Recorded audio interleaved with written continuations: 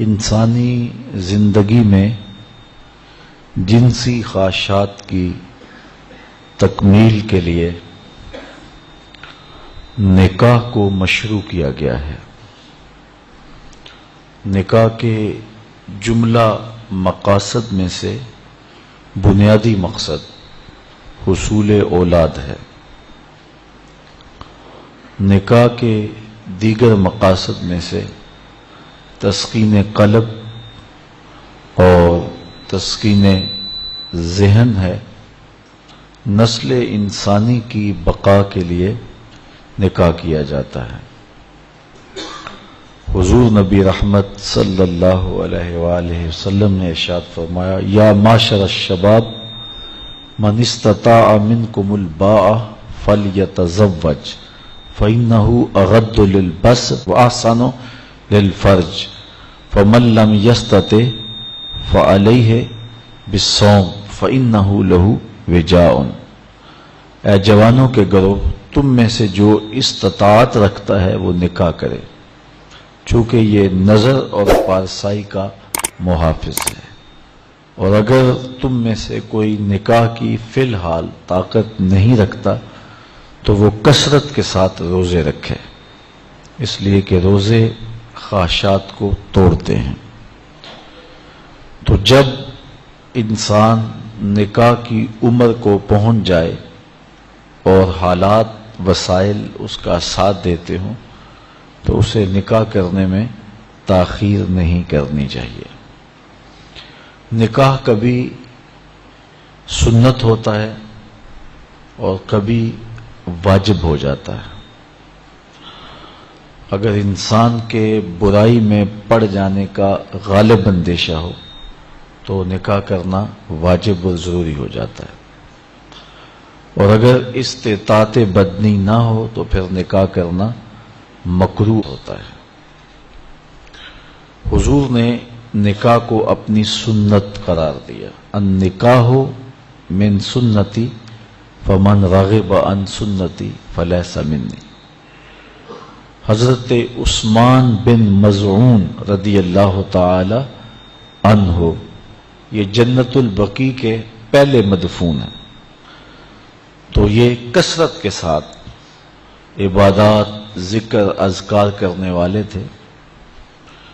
تو ان کی عبادات کی کثرت کی وجہ سے جب یہ وصال پاتے ہیں تو حضور نے ان کی قبر کے اوپر ایک بھاری پتھر رکھا تھا، اور صحابہ فرماتے ہیں ہم میں سے جو سب سے بڑی چھلانگ لگاتا تھا وہ اس پتھر کو عبور کر سکتا تھا، ورنہ عام آدمی اس سے چھلانگ نہیں لگا سکتا تھا۔ ہمارے بزرگوں نے قبروں کے اوپر جو گنبد بنانے کی دلیل لی ہے وہ یہی لی ہے کہ اس زمانے کا مزار یہ تھا، چونکہ یہ خاص نیکوکار شخص تھے اور صحابہ میں نمایاں ان کا ذکر و فکر اور عبادات کا معاملہ تھا، تو ان کی قبر کو خاص طور پہ نشان زدہ کیا گیا۔ تو حضرت عثمان بن مظعون رضی اللہ تعالی عنہ نے حضور علیہ السلام سے اجازت طلب کی، تبتل کی، کہ نکاح نہ کروں اور ایسے ہی زندگی گزاروں، لیکن حضور نے ان کو منع فرما دیا۔ حضور نے نکاح فرمائے ہیں اور متعدد نکاح فرمائے ہیں، اس لیے اس شریعت میں رہبانیت کا تصور نہیں ہے۔ لا رہبانیت فی الاسلام، اسلام میں رہبانیت نہیں ہے۔ تو نکاح کرنا حضور کی سنت ہے اور اس کا بہت سارا اجر رکھا گیا ہے۔ حضور نے ارشاد فرمایا، تزوج الودود الولود، محبت کرنے والی اور کثرت کے ساتھ بچے جنم دینے والی خواتین کے ساتھ نکاح کرو تاکہ کل قیامت کے دن کثرت امت کی وجہ سے میں نبیوں میں فخر کروں۔ اب نکاح کیوں کیا جاتا ہے؟ حدیث میں آتا ہے کہ 4 وجہ سے نکاح کیا جاتا ہے.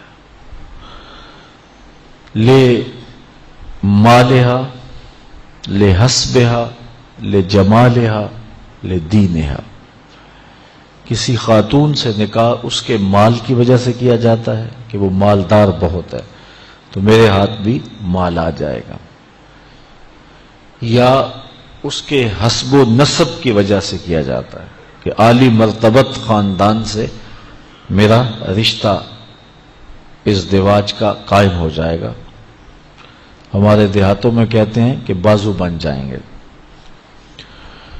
اور تیسری وجہ لجمالہا، عورت کے حسن و جمال کی وجہ سے قلب کا، دل کا میلان اور رجحان ہوتا ہے اور نکاح کیا جاتا ہے.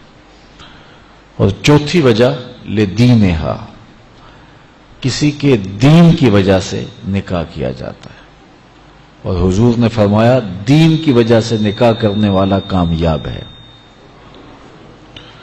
یہودی عموماً مال کی وجہ سے نکاح کرتے ہیں، عیسائی حسن و جمال کی وجہ سے نکاح کرتے ہیں، اور مصطفیٰ کے غلام دین کی وجہ سے نکاح کرتے ہیں. حضور نے ارشاد فرمایا جب تمہیں کوئی پیغام نکاح بھیجے اور تمہیں اس کا دین اور اس کے اخلاق پسند ہوں تو پھر انکار نہ کرو، نکاح کر دو.